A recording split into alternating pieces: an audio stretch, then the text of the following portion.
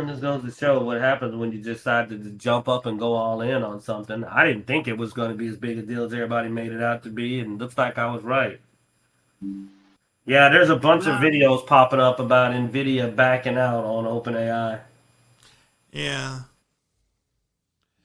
Well, basically, there's something about that. There was $100 million deal on the table, and then there was like, apparently, it was never a commitment. It was a idea, and Nvidia now is denying it's unhappy with OpenAI. So, I mean, yeah, there's some money talk. It's a lot of investment talk stuff right now. And like I said, I don't know where the dice will fall on all that. It would be something to have to do a lot more research to talk comfortably on.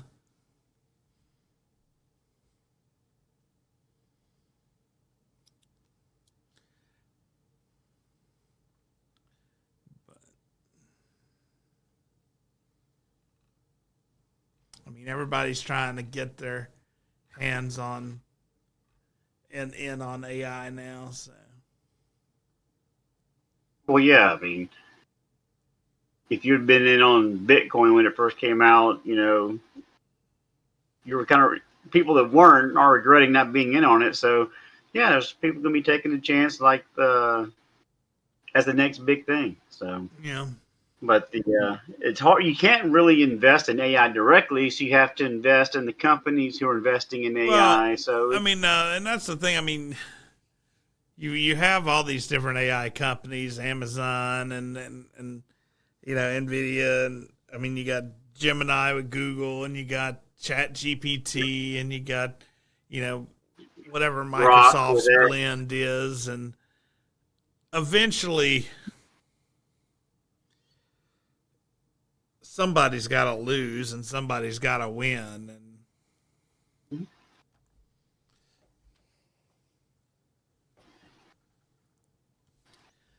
but anyways, let's get started. Welcome to Dice Junkies. I'm Xenodamus. I'm here with Q. and with significantly less sleep as Bloodaxe because I've been playing the shit out of some games with my friends lately. So it's nice to get back on a game that actually plays well and is enjoyable to play. So Borderlands 4 can suck it. What I love is the message of Space Marines, which is go kill alien monster that is eating people. Guess we'll jump right into Borderlands since you brought it up. Borderlands We already jumped out.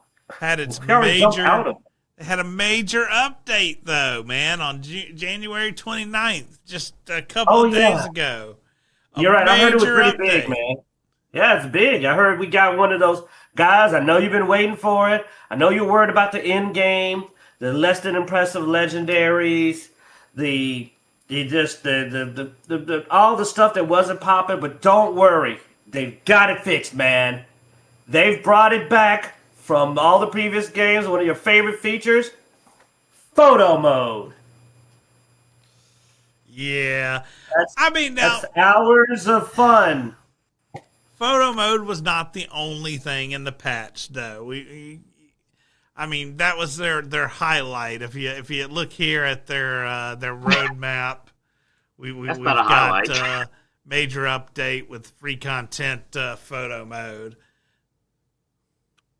But there were progression and reward changes, Vault Hunter updates, some balancing on items, loot, world event, and bosses.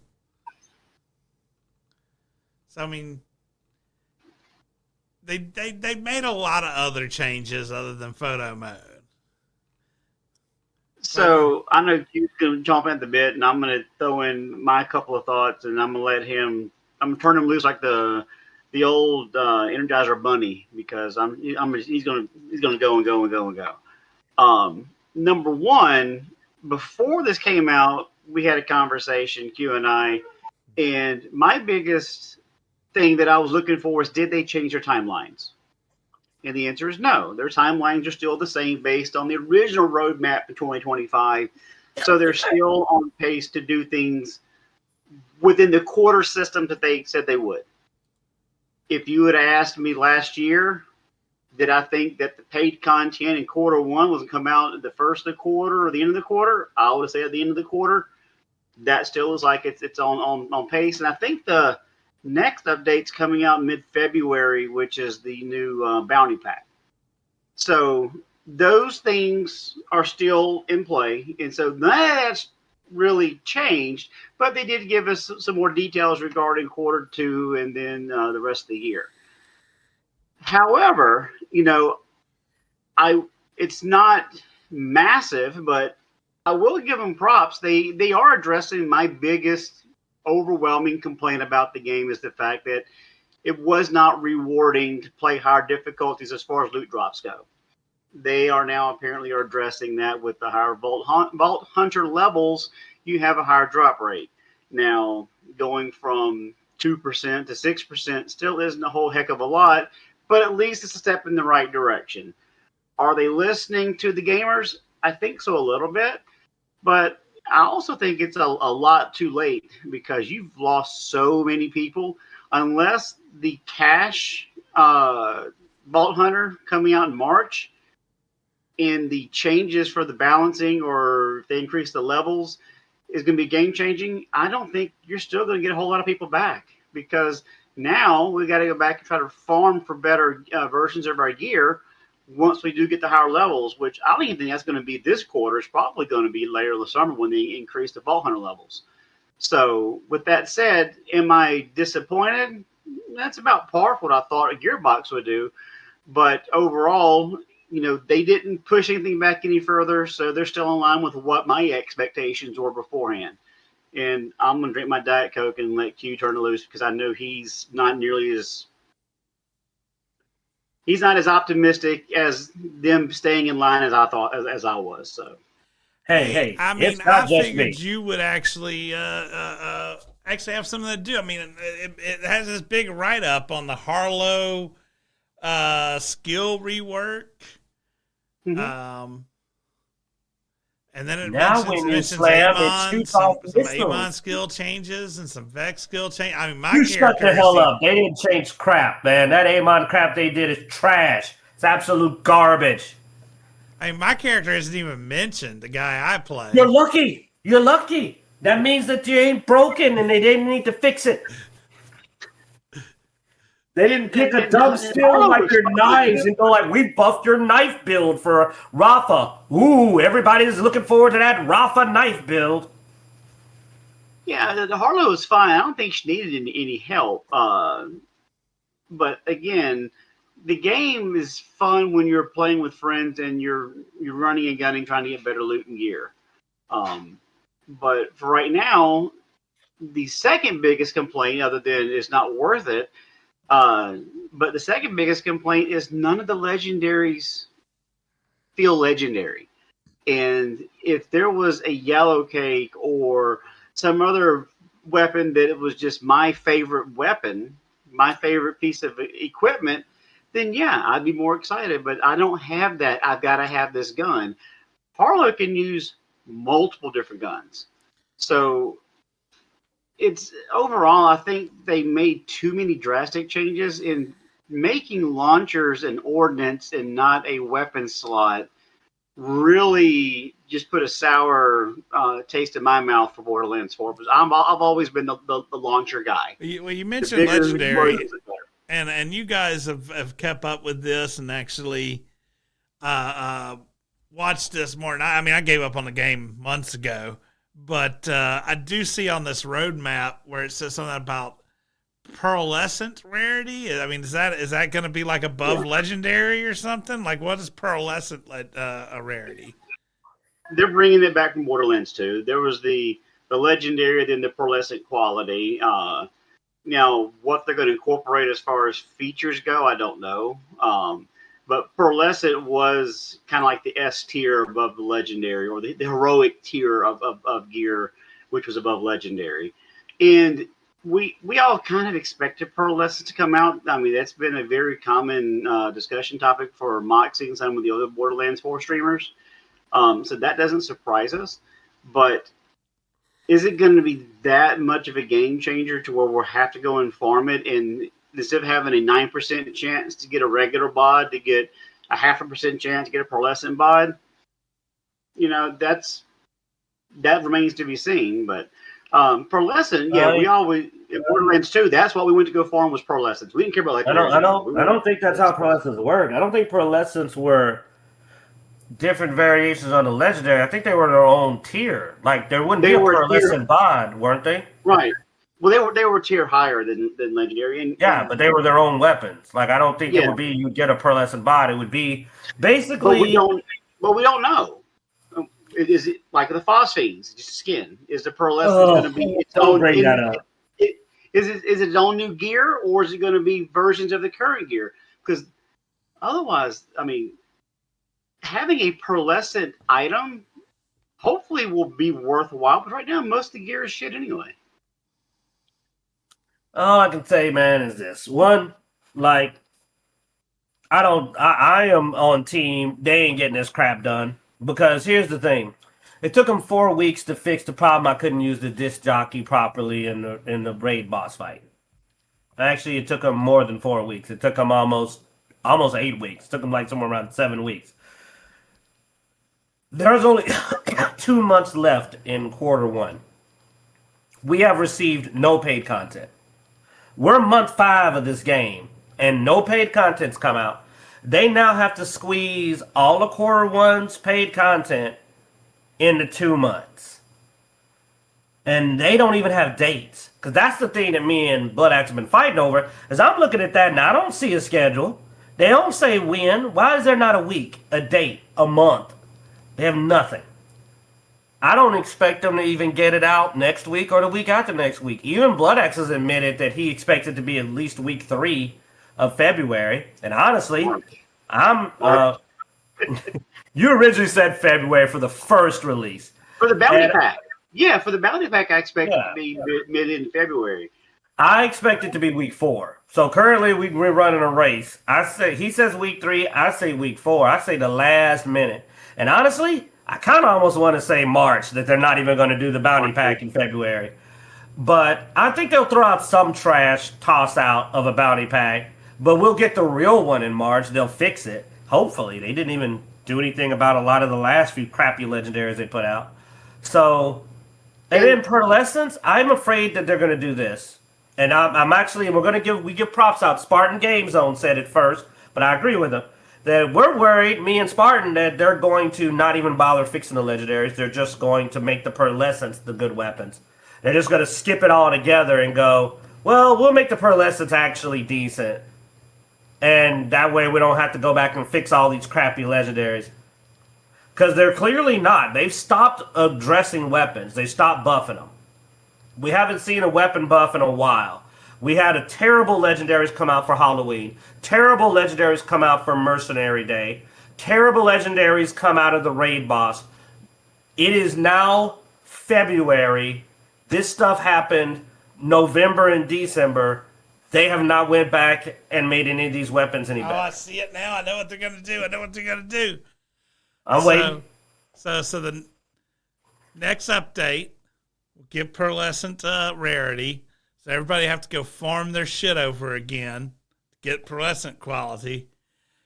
And then for the next story pack, level cap. Up the level cap. So then you have to do it all over again. I don't think the level cap's coming in March. I think that's coming probably this summer. No, they definitely need that level cap, dude. They have nobody playing. Well, is that going to bring me back? Probably not. Now, and the reason I say Pearlescence is probably going to be a new rarity and not new weapons is the weapons they have now are trash.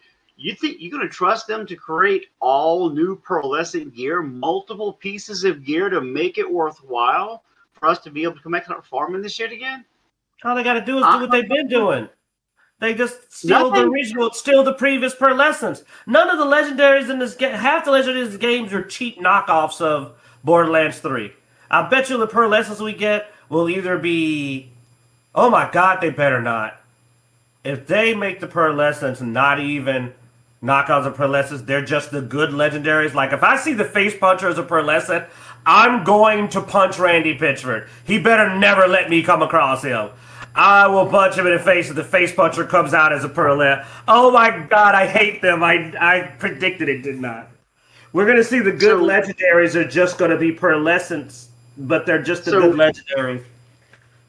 So you made comment that most of the gear is 25% of the equivalent of damage and range and size. Yeah, significantly weaker. Pearlescent gave you full-size saw blades for your rocket launcher versus the little teeny tiny. That's what I just predicted.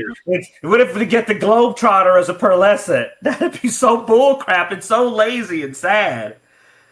Oh my goodness. One, that still wouldn't matter for my character because rocket launcher. I'm the ordnance guy right now, yeah.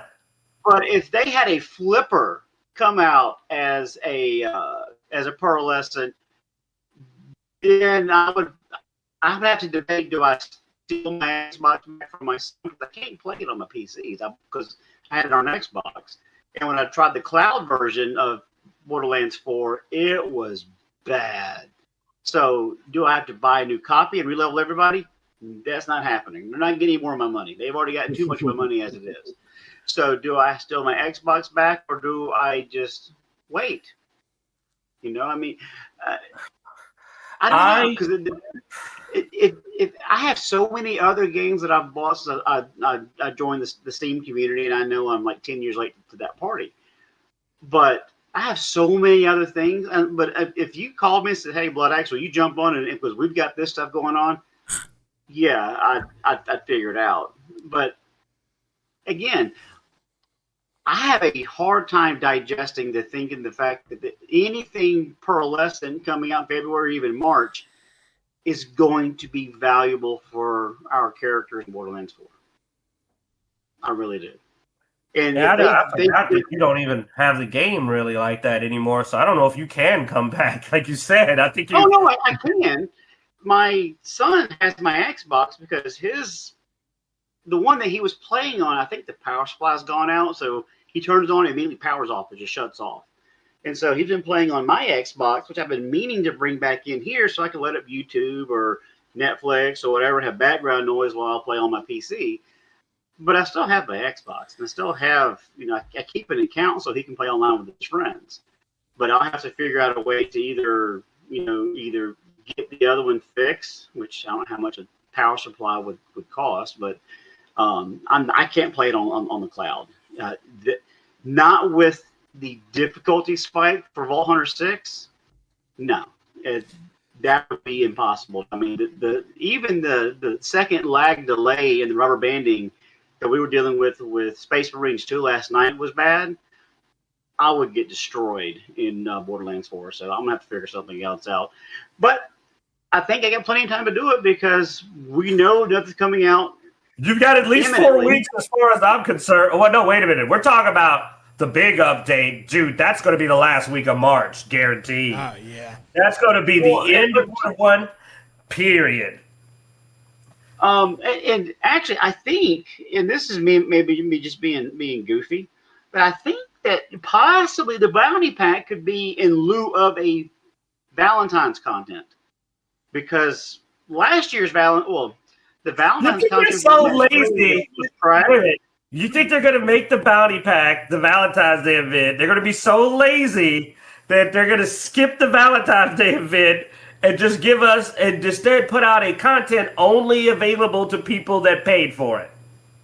No, because that content go back to the roadmap. It says it's free. The Bounty Pack 2 is not free. It's not? No. Bounty Pack 2 is the first paid content drop. The new rarity is free, but Pearlescence is free whenever that hits. And honestly, I don't think Pearlescence is hitting with the Bounty Pack. I hope so, but I would not be shocked if even that doesn't hit until after the Bounty Pack. DLC. Wow. but the Pearl Legend is free. But yeah, they'll probably drop them both at the same time so they can break two things at once. Well, we don't want to beat this horse all the way to death, so let's just hit the greatest sin you committed, which is your horrible theory you put in my head. The terrible theory that the reason that they're being so lazy with Borderlands 4 is because they're working on Tiny Tina's Wonderland 2 instead, specifically, and that's why. And I have not completely forgiven you for that because I can't unthink that train wreck now. Because it'll be a knockoff of Borderlands 4, just like the previous Wonderlands and knockoff Borderlands 3, which means it'll be somehow much worse than the original Wonderland. And that just seems like a crime. A crime in the making. Again, that just sounds painful, what man. speculation. I haven't heard anything. I haven't seen anything. It's just one of these weird things I had in my head that's either it's your theory that they're trying to intentionally sabotage Gearbox, which I can't think of any reasons why a company would intentionally tank itself. But on the other hand, they're churning out more content and they're ignoring what's already happened. They've already got their money. That's the best thing I can come up with. Their business plan is one of our two crazy ideas. Either A, they don't even care anymore and they're burning it to the ground, or B, they're unintentionally burning it to the ground by thinking they can pull off another Wonderlands 2 cash grab and that it'll work, which it won't. They can't. That lightning in a bottle ain't happening twice, especially with how they screwed everyone over with Wonderlands, how quickly they abandoned it. And then Borderlands 4 is, I'm sorry, I was going to go look at that. Borderlands 4 current number of players is 6,542.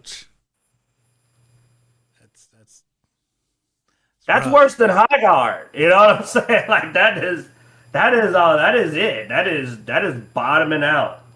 I was looking at High Guard and they're at about 1,100 right now. Looks like.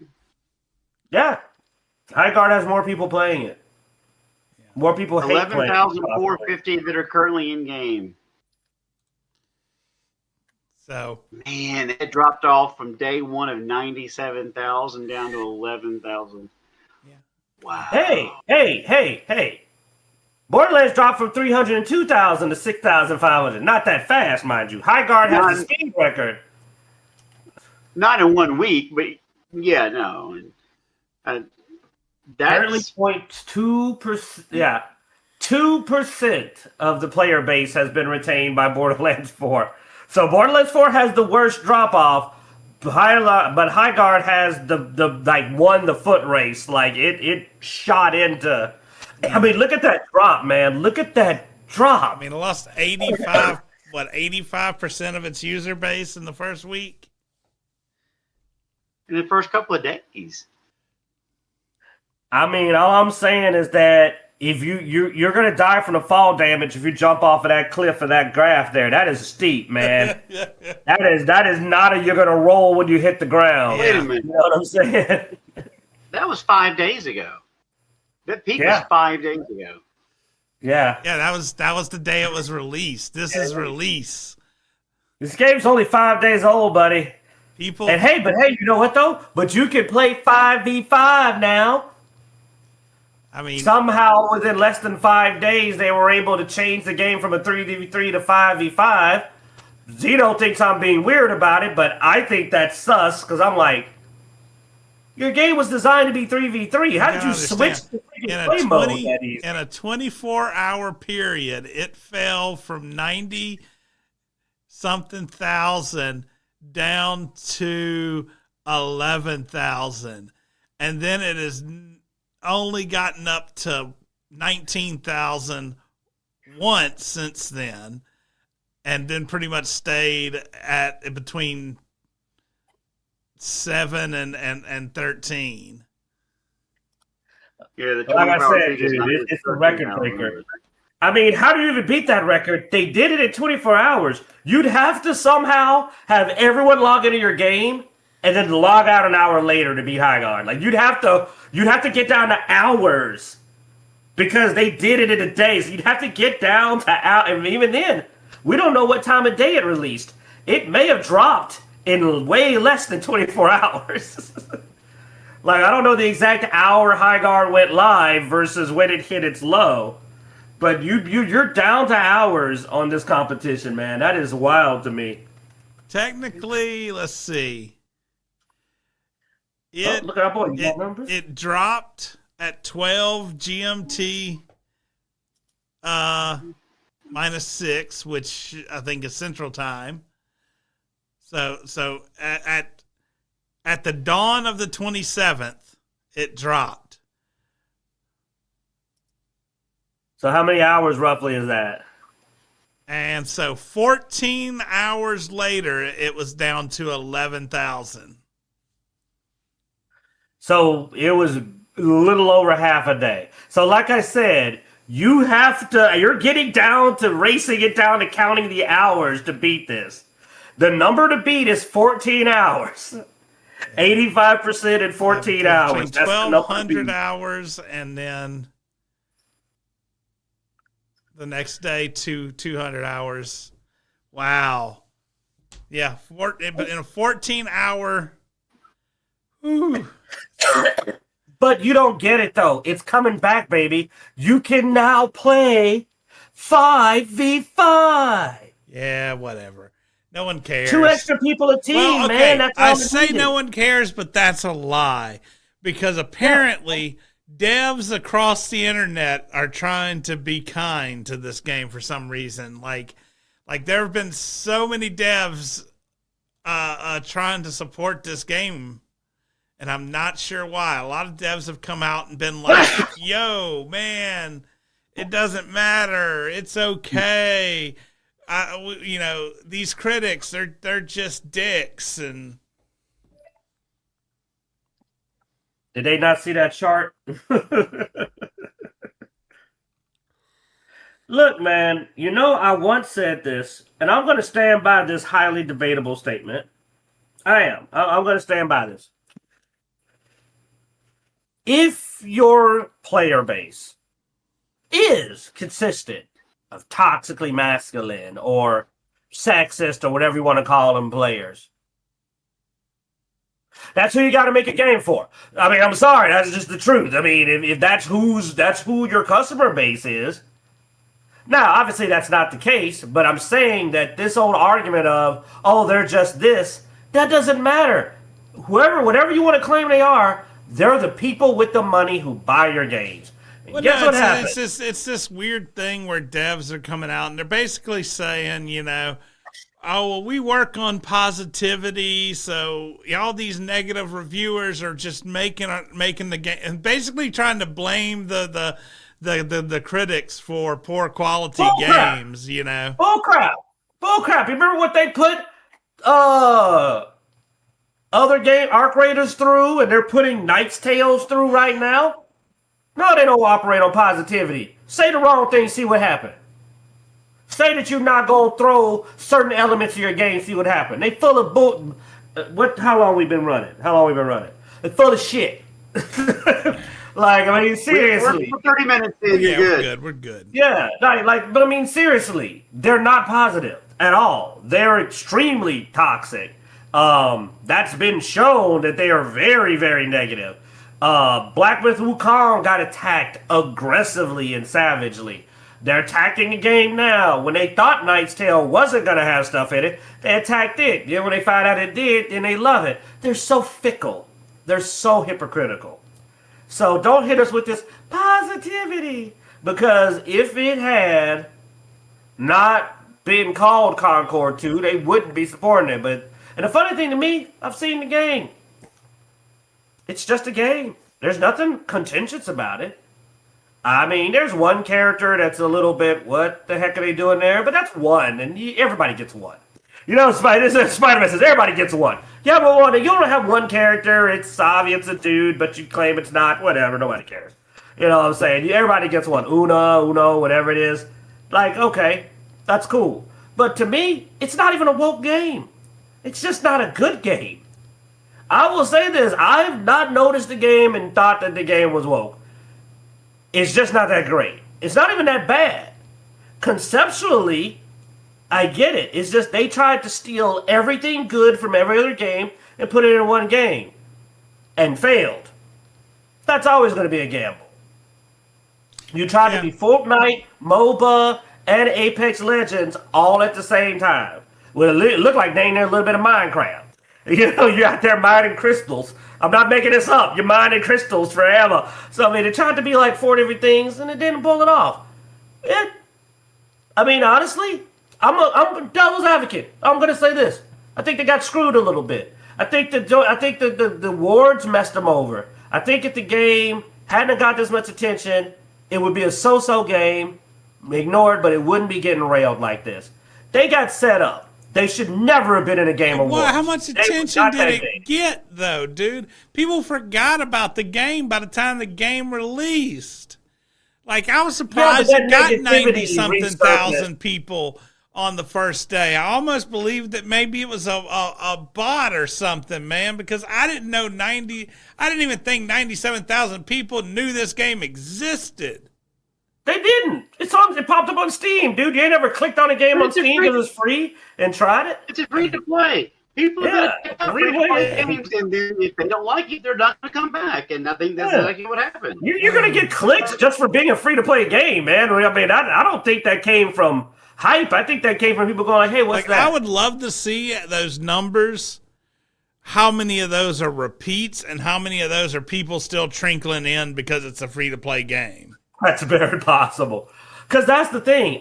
There are a bunch of games I've seen on Steam that I didn't know about that I were free to play that I tried. That I've told you about it. Yeah, I didn't think this was worth telling you guys about.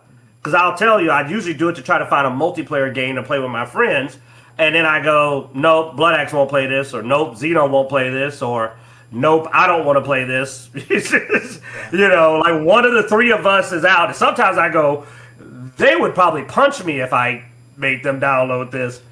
It's uncommon. And if you think about it, it even explains the turnover rate. A bunch of people saw a game pop up that was free to play, that was supposed to be a first-person shooter. They all jumped on to try it. They all jumped right back out like that water was boiling and they ain't a frog. They were like, woo, jump back out. And that's what happened. Yeah. I just think the game is getting way too much negative attention that, honestly, it's not important enough to deserve. Yeah. No, enough of that. Yeah, I'm curious, Blood. I mean, you've now been on PC for a full month, and I think you just froze. You've been on PC for. There he goes. I don't know if you heard me or not, or. That's because Q's got his VPN on. Yes, I heard you. Okay. What? I thought I turned that off. And then what would your VPN do with him? Yeah, stop doing it. You tried to do that with Space Marine. You go get me in front of our third guy and go like, man, my credentials jumpy. It must be Q's VPN. I'm like, I'm not hosting. I'm not hosting the match. I gave the hosting duties over to someone else. You've been on PC now for a solid month. How you enjoying it? It's kind of overstimulating because I have so many games I bought. I'm juggling between games and I need to pick one and stick with it, but it's hard to pick one and stick with it because I have so many things I want to play. So it's a little overwhelming, but I have thoroughly enjoyed being able to get on Discord on my PC and play and not have to worry about either being on my phone or having AirPods in or whatever. But the fact that, I can pull up my Xbox deck or my Steam deck and play games and that and the other. But the fact that my other friends that aren't on Xbox are just Steam players. So, I like having the flexibility of it. The hard part is narrowing down to what I actually want to play. Yeah. So what a great problem to have. I have so many amazing games. I don't know what to do. I could go play mech, or I could shoot Tyranids, or I could punish myself with Borderlands 4. I heard you've been doing Moonlighter 2. He says it's pretty good, by the way, Xeno. He's been saying that Moonlighter 2 is pretty awesome. I want to catch it on sale, but I am intending to get it because I love the first one. I'm going to own Moonlighter 2. It's just I'm playing literally No Rest for the Wicked. I'm playing Space Marines 2 now. I'm playing Where Winds Me. I still have Dying Light downloaded. I still have Enshrouded. So I'm like, I know what you're talking about, dude. I got like 5. Oh, and Grounded too. So I've got like 6 games on my whenever I open my computer that I'm looking at. I spent a couple hours this morning on Grounded too because the February event's out there, and now I'm farming all the chocolate smoochies because there's the chocolate chips and the chocolate smoochies and the different resources. And I heard that there's like a lot of chocolate. The trinket, which has a 5% drop rate, so I haven't found that yet. But what are you looking for? The chocolate resources have a 5% chance to drop a trinket. It gives you vampirism. Let me know when we need to take care of that. We can go get it. So have you help me farm it will just make it go faster. I don't know why, but I just have this feeling that I have a pretty high chance of getting that trinket. I couldn't possibly. After fighting Axel 20 times, I didn't get his drop trinket, and the first time you fought it, it dropped along with the gold. I know, man. So I don't know what it is. It's weird. It's like there's some weird way on PC to guarantee that stuff or something.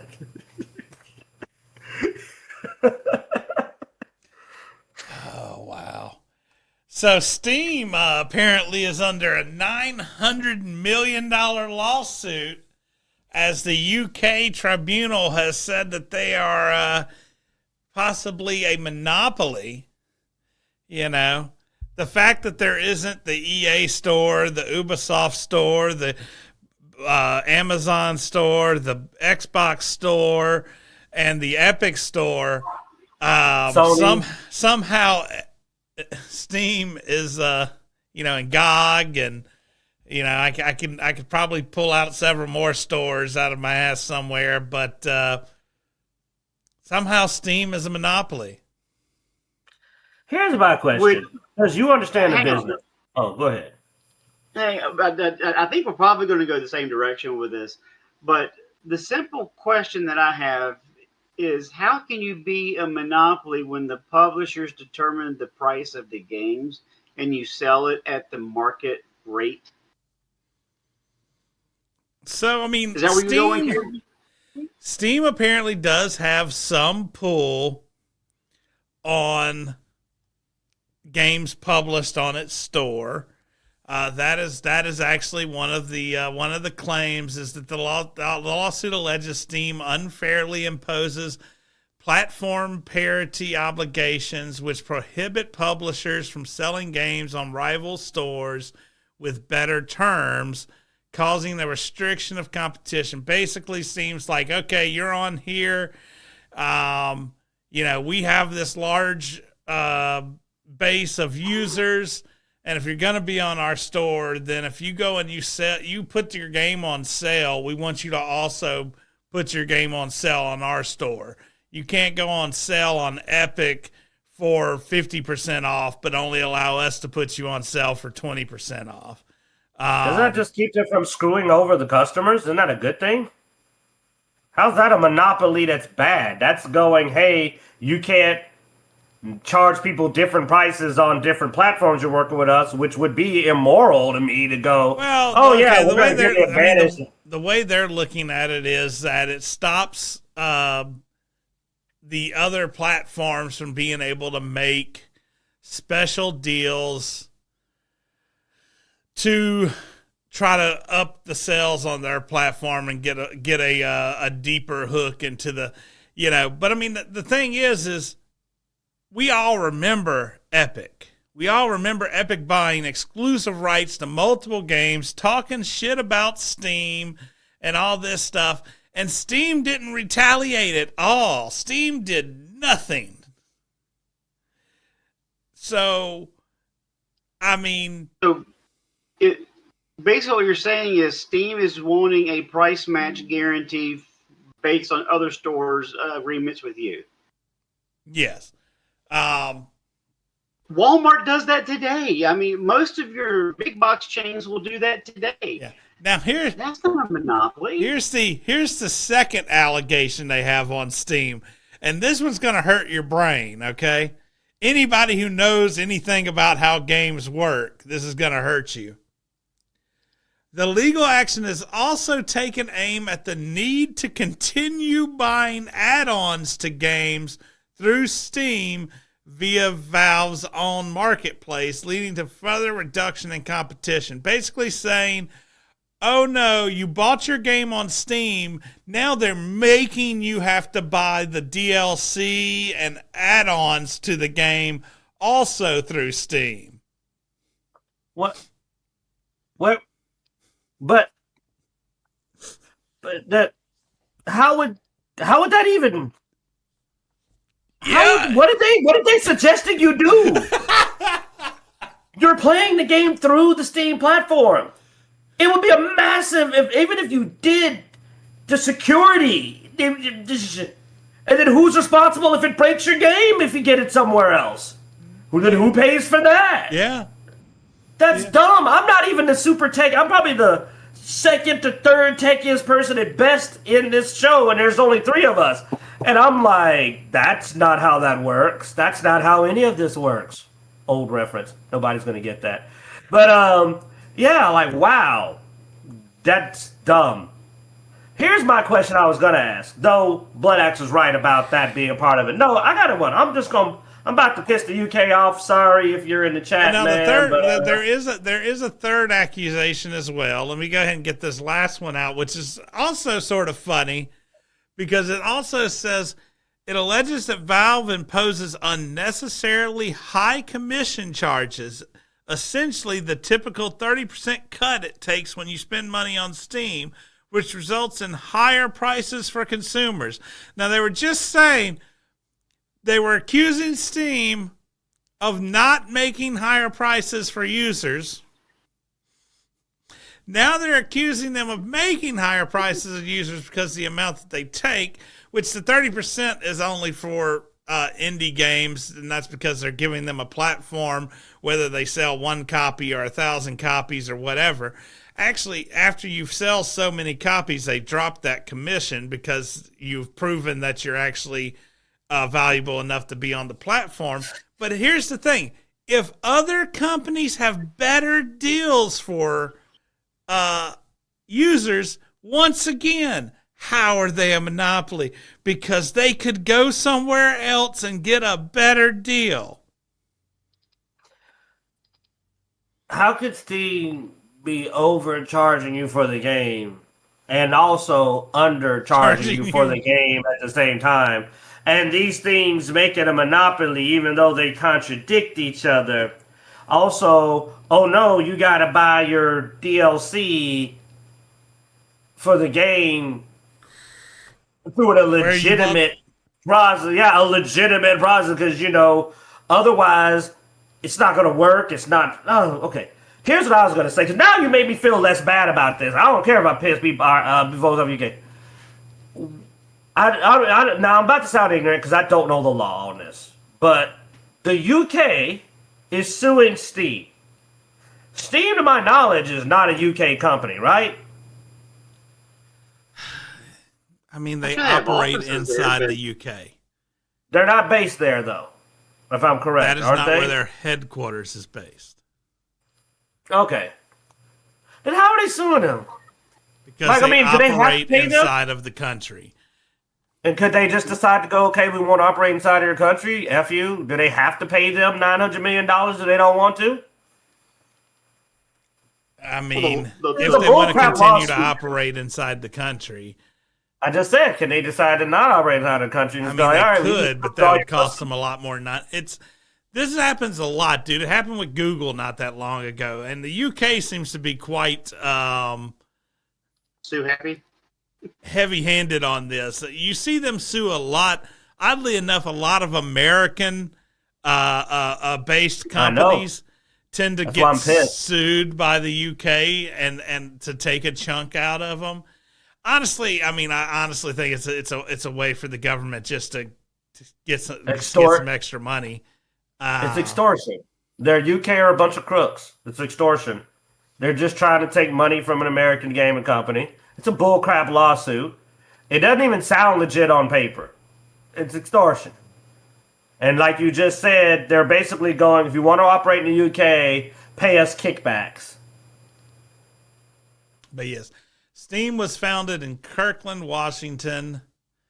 And its headquarters is still in Washington. It's in Bellevue, Washington. So basically, it's an American company that's being extorted by the UK. Bingo. I'm calling it what it is. It's extortion. That is what you just said. It's a whole, if you want to keep operating in the UK, pay us the money. Now, here's the thing, though. Dude, this is why I'm just the businessman. Y'all, everybody be worried about Elon. I'm 100 times more evil. Because I know that the people in the UK would flip out. The gamers UK would lose their mind. They lost access to Steam. Well, And and if you said, yeah, until this lawsuit gets dropped, you know what? We won't operate in your country. I just don't take crap off of nobody, man. And I mean, it's why, like I said, the same reason I'm single. Ain't got the patience. I would just look at him and go like, all right, screw you. Let's be honest. That's basically what happens behind the doors, man. Behind closed doors, Steam's gonna go, do you not want us here? You know, and they'll be like, hey, we're showing face for our people, you know, and then Steam will be like, all right, well, I don't, look, man, I believe everything's corrupt. So, you know, Steam will be like, all right, well, look, we'll publicly hand you this, but you're going to do this for us. And they'll be like, okay, we can do that, you know, cut some taxes here maybe, or, you know, dedicate some property for a building. Because Steam's big enough that if Steam pulled out, yeah, they'd lose some money, but the UK government would have some questions to answer, man.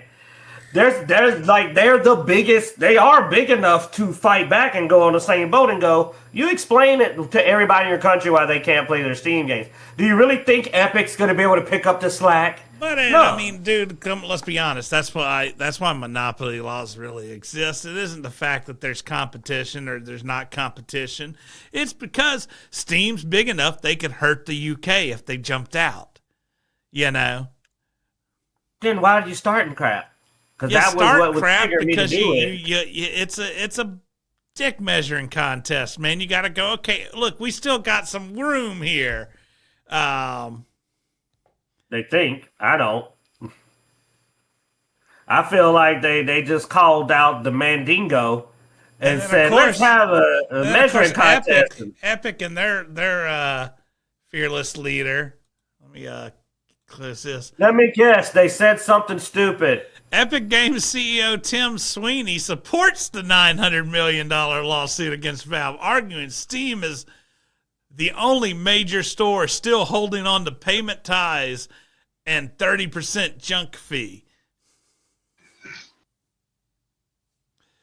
So, Man, shut up, Tim Sweeney. You stopped being relevant years ago. I forgot the Epic store existed. I really did. I used to talk about it all the time. I forgot they were still out there. I thought that they were done. I thought all they did was Fortnite. I didn't know they still called themselves having a store. I hadn't heard that name Tim Sweeney in a while. And I won't hear it again either, too. Well, This is the only way he... You know, Flynn mentioned in the chat room about, you know, how all their, you know, them paying off games for exclusives for a year, 2 years, and all this stuff.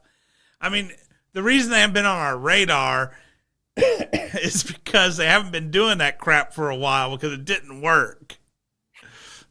So now they're hoping the UK can do it for them. Yeah. So Epic is pathetic, dude. Epic is pathetic. But I just thought that was hilarious. It's like, so who's jumping out during this Monopoly thing? Oh, their competition. Their competition's jumping out. No, they don't have competition. They're Monopoly, remember? They can't have competition. I know. That's the funny part. It's just like, oh yeah, we still exist. But sue them. Their major competitor jumps out to go, these guys are a monopoly. Come to our store. It's just like... Oh, goodness. Gotta love the UK. No, you don't. And I think we need to throw another tea party. But hey, Xbox hardware sales slumped 32%. as Microsoft reports that its overall gaming revenue is in decline. Hey, wait. Hey, Bloodaxe, we did it, man. We canceled our Game Pass, and look what happened. We're going to take credit for this one. Yeah, the hardware revenues are reportedly down 32% in the final quarter, while overall gaming revenue was down 9%. So they jacked up the price by 50%, expecting less than 33% to notice, so they can continue to break even, make a little bit more money. And it looks like more than 33% of the people recognize what was going on, and now they're in worse shape than what they were. Here's the thing. Hardware revenues are supposed to drop until a new hardware drops. So, I mean, I'm not surprised that the 32% hardware sales drop. Now, the 9% overall gaming drop, that's tough. And then the 5% revenue drop from Game Pass, that's tough. Especially being you just upped the prices, in which you should have seen a... Oh, wait a minute. So my prediction was a bit off. I thought with the sheer quantity of that price hike that it would take them a bit longer before they actually saw a revenue drop. Because they did double it. And I said unless they lose a massive amount of people, they were going to go up. But you're telling me they're already at a 5% revenue drop? That's faster than I predicted. That means that they did not win with that. Yeah, no, they Dang. didn't. Because you got to realize that was a huge price hike, man. Like I said, they can afford to lose almost half of their subscribers as long as the half that remained was paying that higher amount. They were ahead. So how much Game Pass did they lose? Or at least people downgraded. How much Game Pass did they lose that with the $30 price tag, they're losing revenue? That is worse than I predicted. I'm actually surprised. I usually am about fairly on point, but they did worse than I expected. If they're already at a 5% drop, that is bad. Because that means it's going to get worse. Because remember what I said. As more people realize the price hike, this is going to start to spiral. There are a bunch of people who don't know they're paying $29.99. We all know that. There's people who are not paying attention.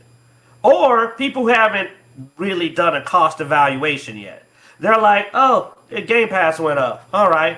But, dude, what's coming out, Bloodaxe? Didn't we check that not long ago? There's like nothing, I think, slated for Game Pass. Okay, the 5% is, by the way, the 5%, let me, before I say something wrong here, is, they said, Microsoft also says its earnings release that Xbox content and services revenue, which includes Game Pass, were down by 5%. We can't tell exactly how much of that came from Game Pass, though. Okay, because that's what I said. I mean, that price hike's a lot, dude. Unless they have to lose some pretty big numbers to completely not be at least breaking even on that price. No, I mean, dude, from that, we don't know if Game Pass could have been worse than 5%, or it could have. Yeah, we don't really know, but I predict, dude. I knew several people with Game Pass, and almost all of them don't have Game Pass anymore. So, yeah. So going back to your question, Q, other than Space Marine 2, which just came out this week, the next game that's new that's on the radar is High on Life 2. That's coming up February 13th. And then you have to wait until May when you get Forza Horizon 6. Everything else is either to be determined, or it's stuff like Death Howl or Nova Roma. No, I'm here, dude. I'm on the website for Xbox, and I'm looking at games that are coming, and I'm seeing games that are old as heck. Little Nightmares Enhanced Edition. But then they've also got Atomfall, and I'm like, didn't Atomfall already come out?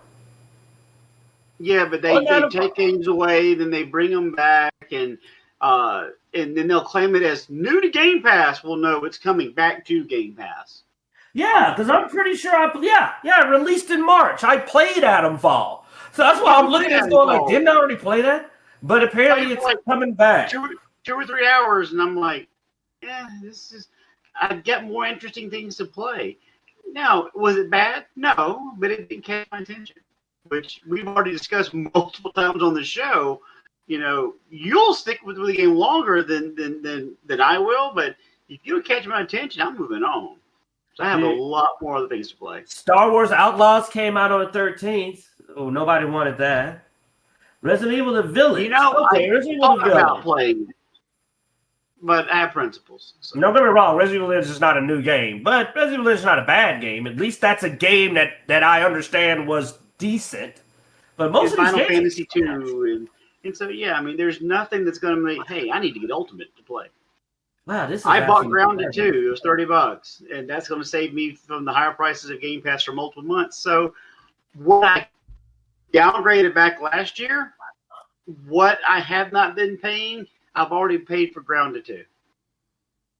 So, no value for me. And if my son didn't play online games, I probably wouldn't even have the Game Pass that I have. And I think you're in the same boat.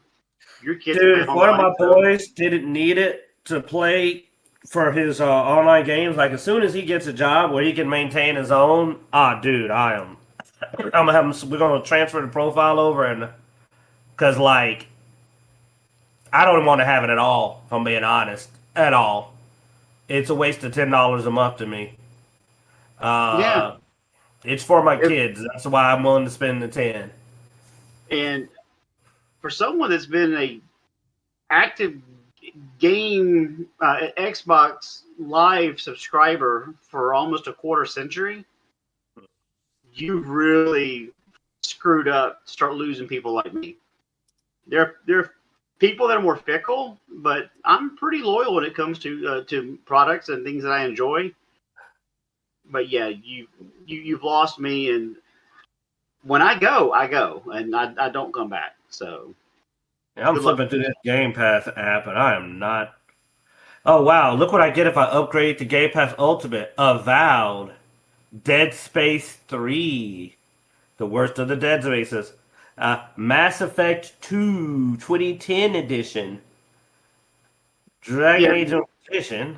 The only thing coming that I'm interested in is High on Life 2, and I'll probably just buy that. But I'll wait till it goes on sale. I have so many other games to play right now. I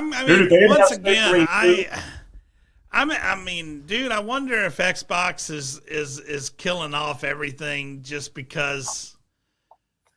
I mean, look, there's already rumors now that Xbox is going to support Steam, Epic Games, GOG, and all that with its next console. And if it does that, do you think they're going to still hold on to their archaic $10 a month to be able to do a multiplayer if it has all these other stores?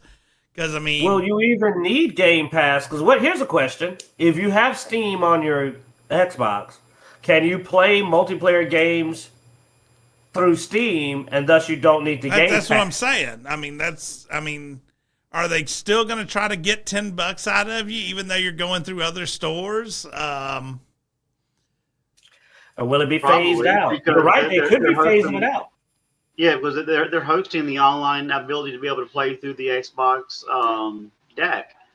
But after acquiring all these studios, their business strategy is just piss poor. I don't understand. It's like I said with Gearbox, dude. It's like I'm looking at it and I'm going like, I'm sorry, but my years of college finance and marketing have left me looking at this and going, this is the behavior of a company that doesn't want to do that anymore and doesn't know how to say that, so it's just going to let it sink. But hey, at least Microsoft is not terminating people. Yeah, speaking of poor business strategies, Ubisoft is still in the news with, for one, apparently they're suspending people. Of course, this is Q's volunteer game, I think, at Works here. Ubisoft veteran says they were suspended for public comments on the return to office policy. So we mentioned they were going to do a return to office policy, which I said was another way of them volunteering people not to. And then this dude's going to get on LinkedIn and be like, yo, that's just, he says, the measure was presented to me as being related to public comments, expressed regarding blah, blah, blah. He said, so apparently he said, so Ubisoft want to bring back 5 days in the office because they believe in collaboration. But come on, we're not completely stupid.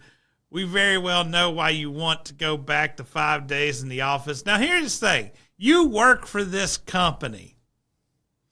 And it's one thing, and it's bad enough if you're doing this on Facebook or X, but you did it on LinkedIn. LinkedIn is like your business front profile. One of the first places employers will check you out on when you're a prospective employee. And you're going to go and be like, yo, you just want to look, you just want to look good for basically, owning real estate, is why you want us. You don't want to feel bad about that office building you own. Is the only reason you want us back. And now, this is right after last week you talked about how Ubisoft was still offering its voluntary, resignation option. And it's amazing how many people just keep, I'm telling you, it's Q's, Gary, you said, it's Q's Ubisoft. Hey, we don't have to pick who to fire. People keep putting themselves in the vote and going, hey, I don't need my job. Because I'm like, you're talking crap when they just let a whole office, like a whole branch go casually and then said, we're not done. Like, how stupid are you? Like, stop volunteering to get terminated. Really? It ain't that hard to wrap your head around, man. Like, stop volunteering to get fired. Well, so, of course, he got suspended. At the same time, Ubisoft Paris has decided that it's trying to do a full-out walkout because they say we're treated like children who need to be supervised. You act like children who need to be supervised. I'm sorry. A lot of the things coming out of y'all's mouths. But while our management gets away with lies and breaking the law, that's volunteer. We volunteer for tribute.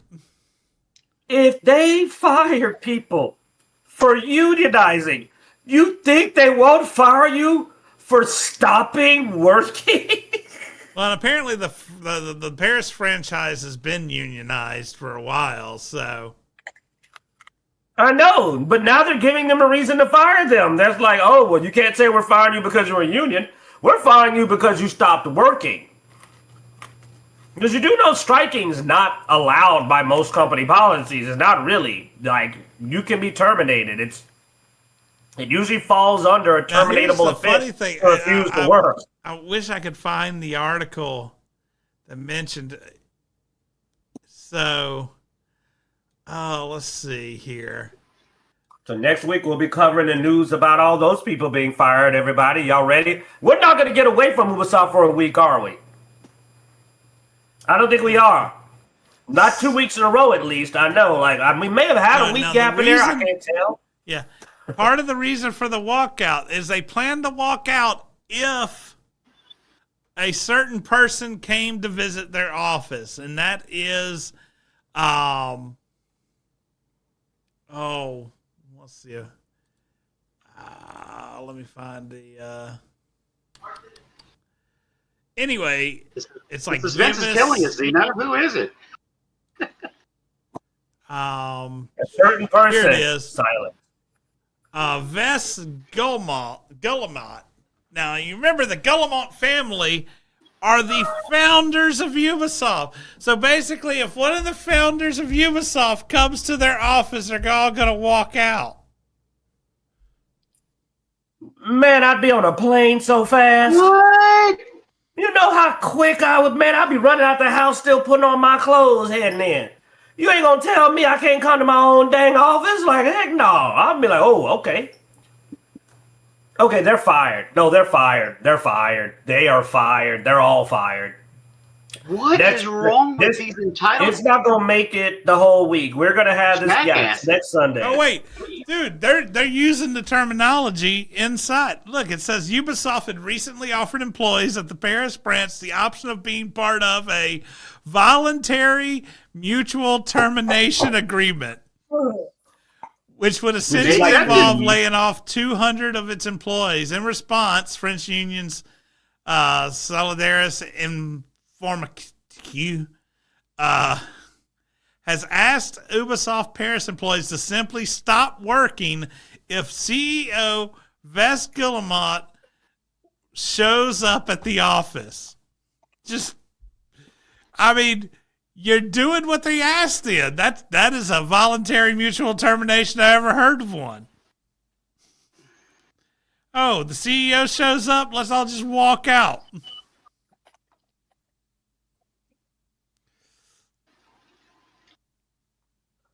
Okay. Your terms are acceptable. I mean, I just understand. Wait a minute now. So this is in Paris, right? Yes.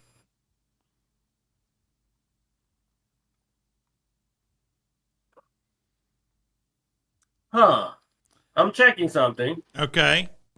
Okay. So it is generally illegal to fire employees solely for participating in a lawful strike, as the right to strike is constitutionally protected. Though there are exceptions existing based on the conduct conducted. Yeah, but here's the thing. They don't have to pay you when you're on strike, right? I wouldn't think so. All right. I don't know. That depends. That may depend on salary versus hourly. It also may depend upon your bargaining agreement with your union. I mean, that's an open-ended question. But because that's my whole thing is that the thing is though is they can still terminate them just because they're downsizing. They've announced it. They really already have set the groundwork to release as many people as they want. True. That's why it's dangerous to do this right now. They're literally going, we're restructuring and we're downsizing. Yeah. I mean, the people are just basically making the decision for them, I guess. But hey, I mean, here in the U.S., 1/3 of U.S. video game industry workers were laid off over the last 2 years. 1/3 of an entire industry. We've covered it, dude. We've been covering it. We've been covering it for the last 2 years. It's a shame how many people are losing their jobs. Now, we have always stood by this, and Dice would always say this: everybody needs their job. Now, it's one thing you decide to quit. Like, I'm sorry, but some of them Ubisoft people, they're quitting. You call it what you want, but you quit your job when you go to your boss and go, you gonna do this, and they're going, we can't even afford to keep you anyway. That's different. Well, I mean, dude, I'll be honest. I mean, 1/3, that's way too many. And honestly, it's, I mean, yes, we see a lot of people do stupid things that they got themselves fired. But I mean, honestly, man, these companies are making so many bad decisions. That's what I was going, brother. I mean, this wraps back around the Gearbox. And what was the other one? Well, Microsoft. It's like 1/3 of these people lost their jobs. But then it also wraps around to like Highguard and some of the other companies who start talking crap. And you're just like, you do realize people in your industry are getting fired left and right. Maybe stop talking crap to your customers. You know what I'm saying? Like, maybe have a better attitude. Look at Starfleet Academy. I know that's not a game, but it feels like one. It feels like somebody's getting played. It's like,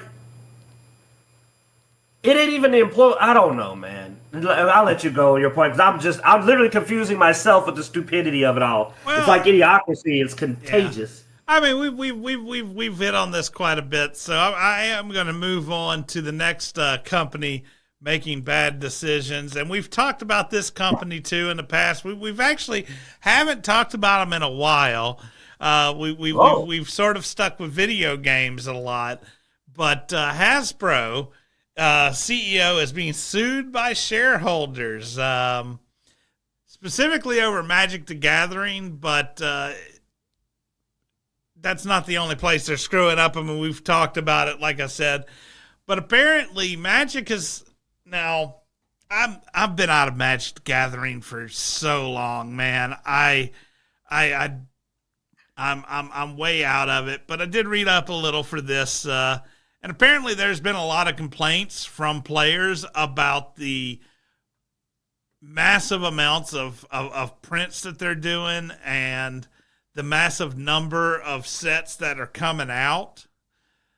And basically, players were saying that they were getting the response of, it's what the shareholders, it's the shareholders. But now it's coming out, it wasn't the shareholders. Apparently, the CEO was just trying to make a quick buck. So he was overprinting everything and just trying to turn over as much cash as he could, as quickly as he could, which then devalues the long-term value of the decks and the cards and all this stuff. Well, it lowers the rarity, right? It lowers the rarity. Yeah, lowers the and also it lowers the price sets of older sets, because now they're constantly putting out these new sets, which are overriding what some of these older sets do, and yeah, so basically the shareholders finally stood up and said, "You're killing our brand. You're killing the brand. You're killing our money.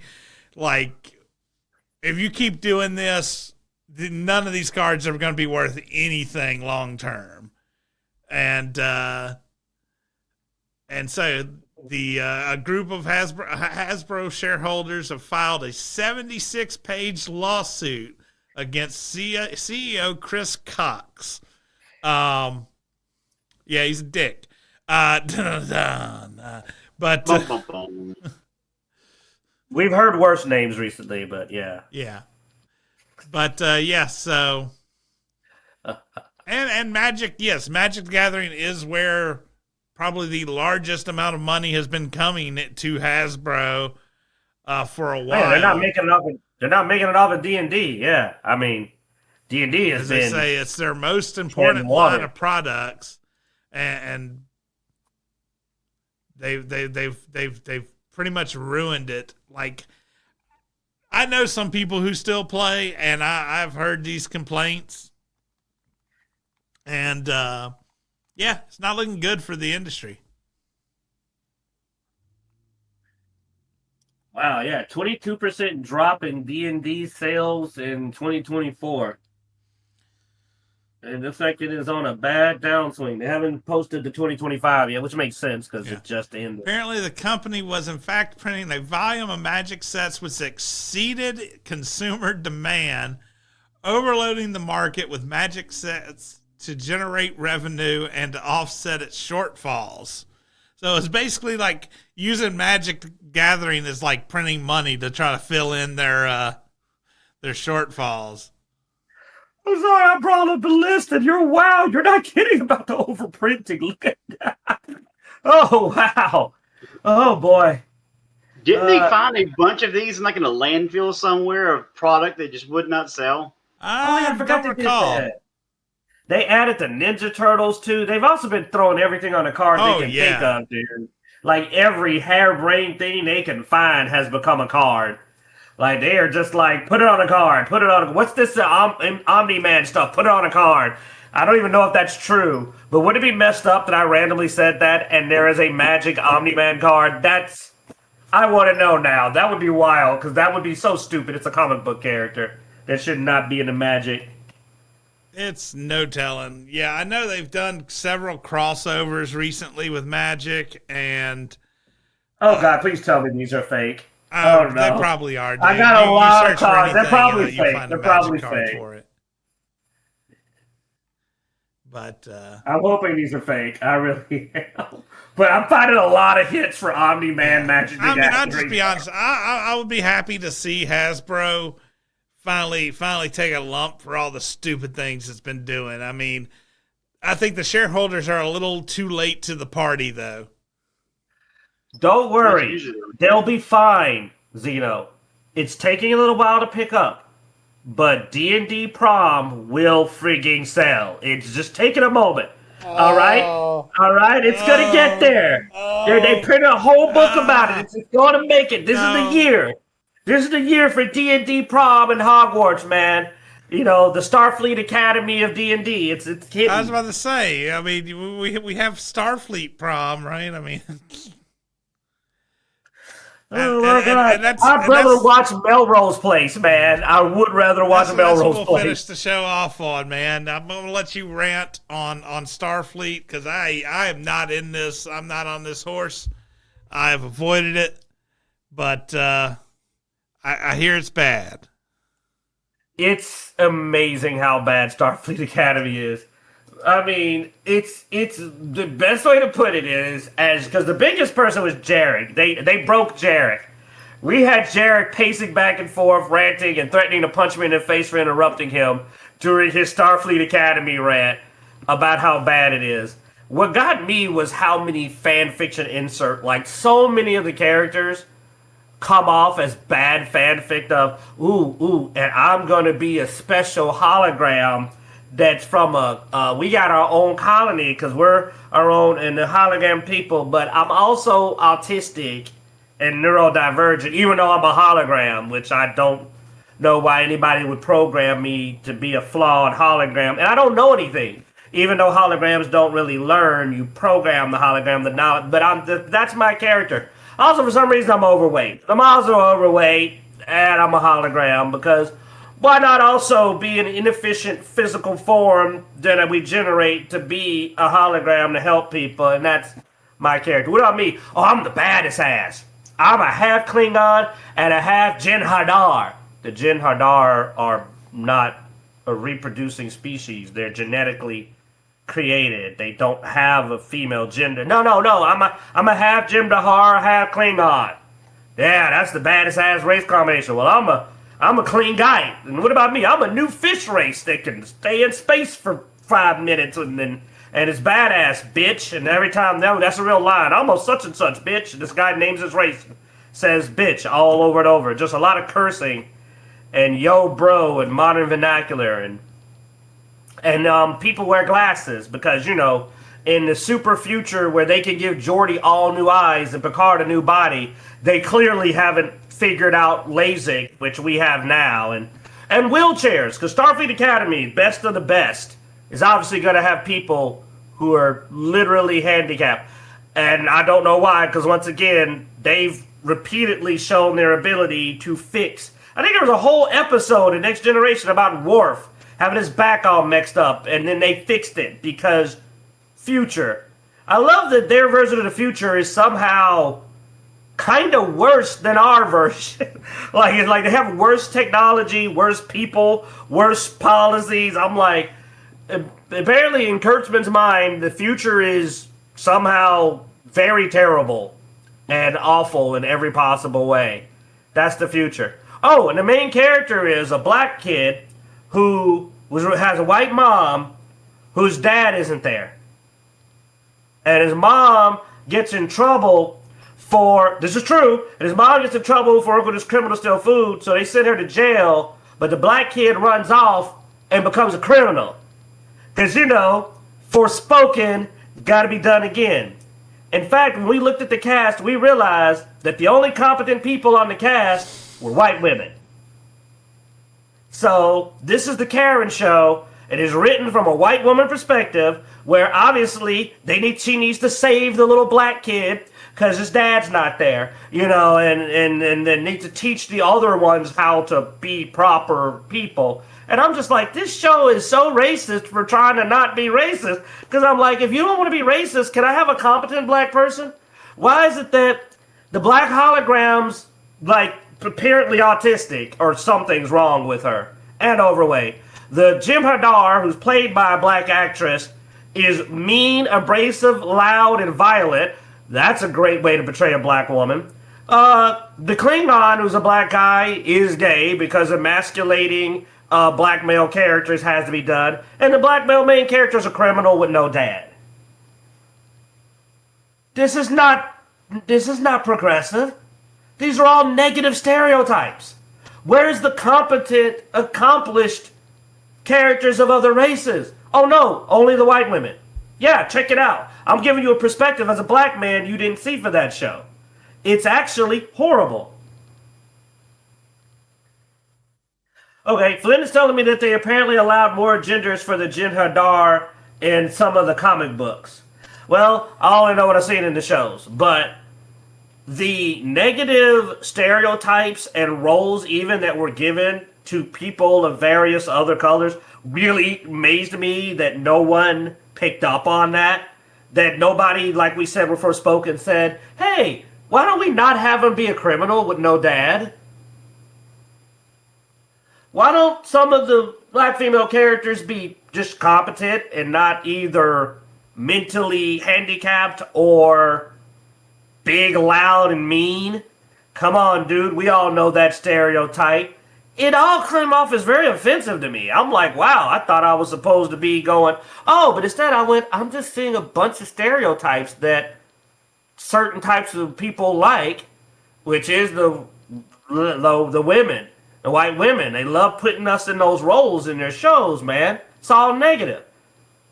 The brother is a Klingon, he's just a pussy. I like watching birds, and I have panic attacks when I have to speak publicly. Episode 4, I have panic attacks when I have to speak publicly.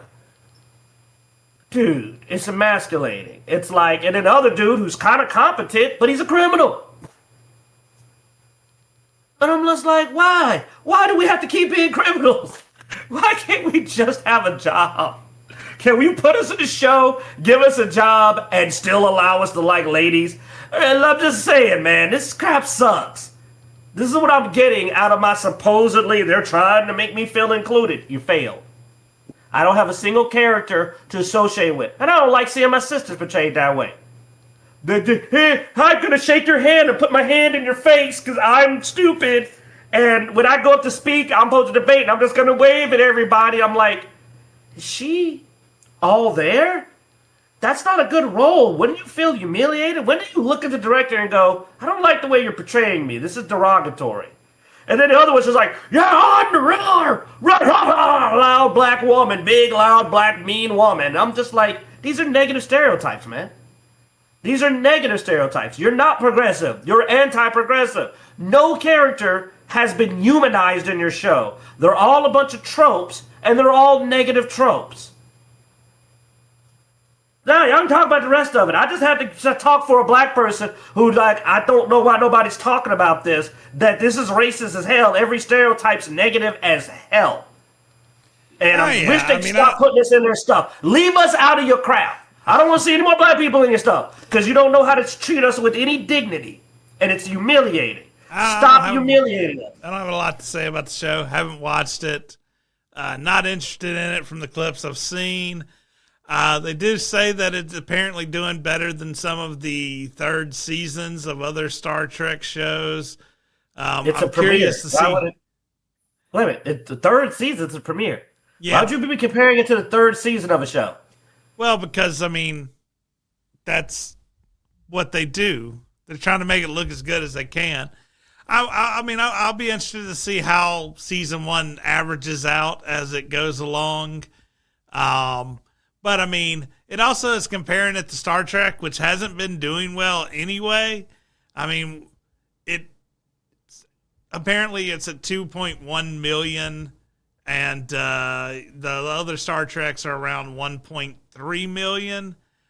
But, I mean, you also have other shows on that network like Landman Season 2 for 16.1 million. Tulsa King Season 2 at 5.2. Tulsa King Season 3 at 6.0. You got beat by both seasons? It's like yeah. And then 1923 Season 2 at 10.5. I mean, all these are way above. Even the Mayor of Kingston, which I watched the first season of, and it was just a pretty dry show. I didn't really care for it. But apparently it's made it to season 4, and its season 4 is at 2.9 million. So, yeah, Star Trek not doing so hot. Which is really unfortunate too. I mean, all the properties that we kind of grew up on, Star Wars, Star Trek, Doctor Who, uh, they keep, I guess, trying to chase a different audience in the younger generation, and they keep excluding those that grew up enjoying that, to where now you've got a product for nobody. Well, and that's the thing. I mean, if you look, I mean, Tulsa King is aimed at people in our age range, Gen X and early millennial. You know, same thing with 1923. It's an older person's show. Landman, it's targeted to an older audience. These I don't know what any of that is. Like, that just tells you how bad that show's doing. Because I'm like, I don't know what any of those shows are at all. These shows that they've been revamping to try to target the younger audience, it's not working. And it's because I guess there's such a gap. But because they're targeting a specific group of the younger audience at that. I mean, if they were targeting the other half of the younger audience, then probably wouldn't be as then it would work with some of the older audiences as well. But I don't know, man. It's a weird dichotomy that they've come up with on how they want to target these shows, and they specifically took our sci-fi and our fantasy as just to grind into the ground. I don't know. Not happy. I mean, I just don't get it though. How hard is it to do that one part right? Could you at least stop the negative stereotype? That's just, I'm begging people. This is not funny. Like, it's not cute. Like, stop portraying us this way. Why would you do that to the main character? And worse, by giving him a white mom, they made it very clear that the black person is the dad that's missing. That's just like so intentional that it's offensive to me. I can't not see that as a very on purpose thing. Yeah, see, I'm talking with Flynn in the chat. He's saying you can give a character flaws but not make stereotypes. I mean, yeah, he can have a lot of other flaws, but they keep picking the same ones. Yeah. And they're very... I mean, the flawed character is part of entertainment, you know? But yes, you can't... I mean, even if it's a trope, it's fine, but not a stereotype. The stereotype is the... It's like, yeah, we see the tropes a lot, but... Man... I don't get it. Anyway, but yeah, they give the same flaws over and over, the same characteristics as well over and over, not just the flaws. I mean, they're just doing a lot of carbon copies of these same characters and going, hey, look, we're diverse, yay. And it's just like, not yet. That's not really, no. But, all right, on that, we're going to end the show. Thanks for watching, guys. Be sure to go to Dicejunkies.com and find links everywhere we're online. Twitter, Twitch, Instagram, Facebook, all that good stuff. Be sure to like, subscribe, hit that notification bell on our YouTube channel. And as every week, we hope you enjoy. Since Q's on the slow today. I'm back and forth and I'm recovering from my anger and just seeing this same story told over and over with its lack of imagination. I could think of a dozen other stories and reasons. A member of a rebellion, that's why he's got a past, lost his parents in a war, his parents didn't just abandon. There's just so many ways this character could have been introduced with a little dignity and not just a flat stereotype. I really have a hard time, and like I said, not getting overly offended by going, stop doing the same thing. And it's not even original. It's not. They did it before. They do it in video games, do it other stuff. Put some effort in, people. Don't let me put in more effort than you. I'm half-assing it, and I'm putting in more effort than you guys. Like, write a character. Show it to a black person and go, how does this look? His dad's gone and he's a criminal. Doesn't look good, Sarah. Oh, but I was trying to... Sarah, it doesn't look good. There you go. Q has volunteered. Anybody out there watching, email q@dicejunkies.com. All your bad ideas. I'll look at you and tell you if it's racist. I can tell it. You know what? I don't have to. I'm going to tell you right now.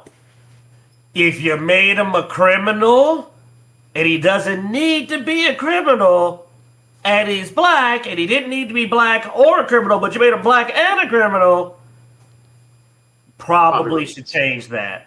If his dad is missing, have a reason. Don't just have him missing because he's black.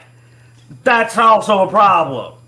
If you have a black male character in your show, it's okay for him to be competent and be even a little intimidating. You don't have to soften him by making him gay. All right. Or if he's gay, you don't have to make him soft. Not all gay people are soft. That's a trope you keep doing.